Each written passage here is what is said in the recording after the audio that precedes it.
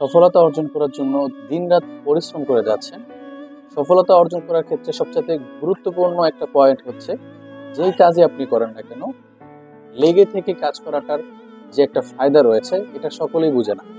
এজন্য আমি আপনাদেরকে ছোট্ট একটা কাহিনী আজকে শোনাবো, যেটার মাধ্যমে আপনি এখান থেকে একটা সফলতা অর্জনের ধার প্রান্তে পৌঁছানোর একটা সূত্র পেয়ে যাবে, প্লাস হচ্ছে এখান থেকে খুবই শিক্ষণীয় একটা পয়েন্ট জানতে পারবে। তো চলুন ভিডিওটা শুরু করা যাক। তো একটি গ্রামে দুইটা ফ্রেন্ড বসবাস করত এবং তারা নিজেদের যে কারুকর্ম রয়েছে সেটা করত। তাদের পেশা হচ্ছে মাটির হাঁড়ি পাতিল তৈরি করত, এটা দিয়ে তারা জীবিকা নির্বাহ করত। তো একদিন তারা চিন্তা করলো, তাদের গ্রামটা রয়েছে খুবই ছোট্ট একটা গ্রাম, যেখানে জীবিকা নির্বাহ করে বা তাদের যেই মাটির মাটির হাঁড়ি পাতিল বিক্রি করে রোজগার করা এটা খুবই কষ্টকর। গ্রাম দরিদ্র, প্লাস হচ্ছে তাদের এটা পুষতে চায়। তারা চিন্তা করলো এই গ্রাম থেকে বের হয়ে তারা শহরে গিয়ে তাদের যেই পরিশ্রম রয়েছে সেটা সেখানে ব্যয় করে সেখান থেকে ইনকাম করার একটা প্ল্যান করলো। তো তারা কি করলো, চিন্তা করতেছে যে তারা কিভাবে শহরে যাবে। শহরে যাওয়ার জন্য এক বন্ধু বললো যে এখান থেকে তো প্রতিনিয়ত কয়েকদিন পর পরই ব্যবসার উদ্দেশ্য মরুভূমির মধ্য দিয়ে বাণিজ্যিক যেই কাফেলা রয়েছে তারা হচ্ছে ব্যবসার উদ্দেশ্যে সফর করে শহরে। তো তাদের সাথে আমরা যেতে পারি। তো চিন্তা করলো যে কবে যাওয়া যায়। তো সব ঠিকঠাক করে একটা কাফেলার সাথে তারা সফরে যাওয়ার উদ্দেশ্য বের হলো। তাদের থেকে যে গ্রাম রয়েছে, এই গ্রাম থেকে শহরে যাওয়ার মাঝখানে কিন্তু বিশাল বড় বড় মরুভূমি রয়েছে। এগুলো পের হয়ে কিন্তু তাদের সফরে যাওয়ার জন্য যে পথ রয়েছে সেটা খুঁজে বের করতে হবে। এই তারা দুইজন একা যাওয়াটা সম্ভব হয় না, কাফেলার সাথে তারা রওনা শুরু করলো। তো কাফেলার যে আসবাবপত্র রয়েছে, খাবার রয়েছে, সবকিছু নেওয়াই পরিপূর্ণ নেওয়া হয়েছে। তো চলতে চলতে চলতে কয়েকদিন পেরিয়ে শেষ মুহূর্তে দু একদিন আছে হাতে, ওই সময় হচ্ছে তাদের পানিগুলা শেষ হয়ে গেছে। তো পানিগুলা কিন্তু পর্যাপ্ত পরিমাণে নেওয়া হয়েছে।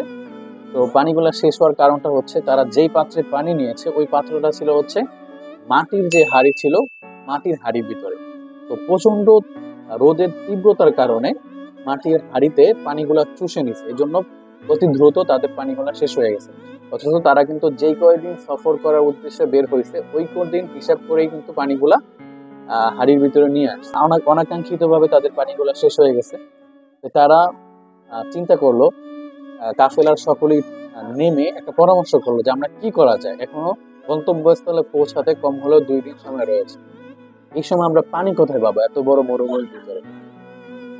তারা একটা সিদ্ধান্ত উপনীত হলো যে আমরা এখানে বালু খুঁড়ে পানি বের করবো। সকলেই বালু খোঁড়ার জন্য প্রস্তুতি নেওয়া শুরু করলো। বালু খুঁড়তে খুঁড়তে তার যে বন্ধু রয়েছে ওরা দুইজনও বালু খুঁড়তেছে। তো এক বন্ধু বালু খুঁড়তে খুঁড়তে ক্লান্ত হয়ে যাওয়ার পরে আরেক বন্ধু এসে বলে, তুমি একটু বিশ্রাম নাও, তারপর হচ্ছে যখন বিশ্রাম নেওয়া শেষ হবে আমি কাজ করার পরে তুমি এসে আবার কাজ করবা, তারপর হচ্ছে আমি আবার বিশ্রাম নেব। প্রথম বন্ধু হচ্ছে একটু বিচক্ষণ এবং হচ্ছে তার একটু বুদ্ধি রয়েছে দ্বিতীয় বন্ধুটাই। তো প্রথম বন্ধু কাজ করার পরে ঘুমানোর ট্রাই করছে, তো ঘুমিয়ে গেছে। দ্বিতীয় বন্ধু কাজ করতেছে। তো হঠাৎ করে একের পর এক কাফেলার কিছু সঙ্গী এসে বললো, তুমি এখানে মাটি না করে ওইখানে গিয়ে মাটি করো, যেখানে হচ্ছে খুব সহজেই পানি বের হয়ে যাবে। আরেকজন কাফেলার সদস্য এসে বলতেছে যে তুমি এখানে মাটি না করে ওইখানে মাটি করো, সেখানে খুব দ্রুত পানি বের হয়ে যাবে।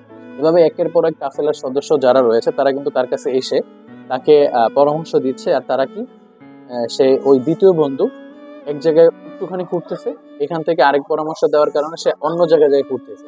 এভাবে প্রায় 20-25টার মতো গর্ত খুঁড়তেছে। 20-25টার মতো গর্ত খোঁড়ার পরে তার একটা থেকেও পানি বের হয় নাই। প্রথম বন্ধু হচ্ছে ঘুম থেকে জাগ্রত হয়ে দেখতে পেলো যে তার দ্বিতীয় বন্ধু অনেকগুলা গর্ত করছে কিন্তু একটা থেকেও পানি বের হয় না। তো সে খুবই রাগান্বিত হয়ে তার বন্ধুকে বললো, তোমাকে না বললাম এখানে পানি করতে, তুমি এতগুলা মাটি খুঁড়লা কেন? তো দ্বিতীয় বন্ধু বলল যে আমাকে এক একজন কাফেলায় সদস্য এসে বললো যে তুমি ওইখানে করো, ওইখানে খুব দ্রুত পানি বের হবে। এভাবে আমি প্রত্যেকের কথা শুনে বারবার খুঁড়তেছিলাম।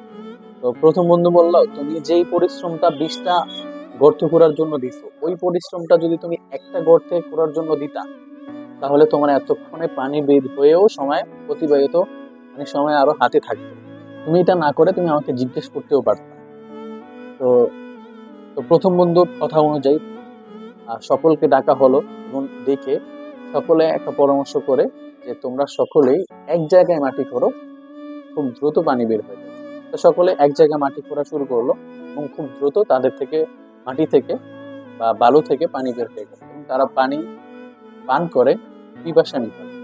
তো এখানে একটা বিষয় কিন্তু লক্ষ্য করছেন আপনি, যে 20 জায়গায় যে শ্রমটা দিছে ওই শ্রমটা যদি তার এক জায়গায় দিত তাহলে কিন্তু তার খুব অল্প সময় পানি বের হতো এবং তার হাতে অবশিষ্ট সময় থেকে যেত। তারা কিন্তু এই জিনিসটা না করে দ্বিতীয় বন্ধু অন্যজনের কথা শুনে এক একবার এক একজনের কাছে পরামর্শ নিয়ে এক একবার এক একটা গর্ত খুললো। এজন্য তার সময়গুলো অপচয় হলো, তারপরে পানিগুলো সে পেল না। তো সফলতা অর্জন করার ক্ষেত্রে একটা জিনিস সবচেয়ে গুরুত্বপূর্ণ, এই যে লেগে থেকে কাজ করা বা এক জায়গায় নির্দিষ্ট সময়ে কাজ করা বা এক জায়গায় কাজ করা। আপনারা যেই স্থানে কাজ করতেছেন ওই কাজটা যদি আপনি সম্পূর্ণ করার আগ পর্যন্ত এখান থেকে বাদ দিয়ে অন্য একটা কাজ শুরু করেন, ওই পিছনে যে কাজটা রয়েছে ওইটা কিন্তু সম্পূর্ণ হবে না। এজন্য সফলতা অর্জন করার ক্ষেত্রে সবচেয়ে গুরুত্বপূর্ণ মাধ্যম হচ্ছে যে কাজই করেন না কেন এক কাজই লেগে থেকে মনোযোগ সহকারে করবেন, দেখবেন খুব দ্রুতই আপনার সফলতা চলে আসবে। এই গল্পটা থেকে আপনারা এখান থেকে কি শিক্ষণীয় বিষয়, সেটা হচ্ছে সফলতা অর্জন করার ক্ষেত্রে আপনার প্রত্যেকটা কাজে সফলতা অর্জন করার জন্য লেগে থেকে কাজ করাটা সবচাইতে গুরুত্বপূর্ণ। তো এই গল্পটা আপনাদের কাছে কেমন লাগছে অবশ্যই কমেন্ট বক্সে মতামত জানাবেন। ভালো থাকবেন, সুস্থ থাকবেন, টেক কেয়ার, আল্লাহ হাফেজ, আসসালামু আলাইকুম ওয়া রাহমাতুল্লাহি ওয়া বারাকাতুহু।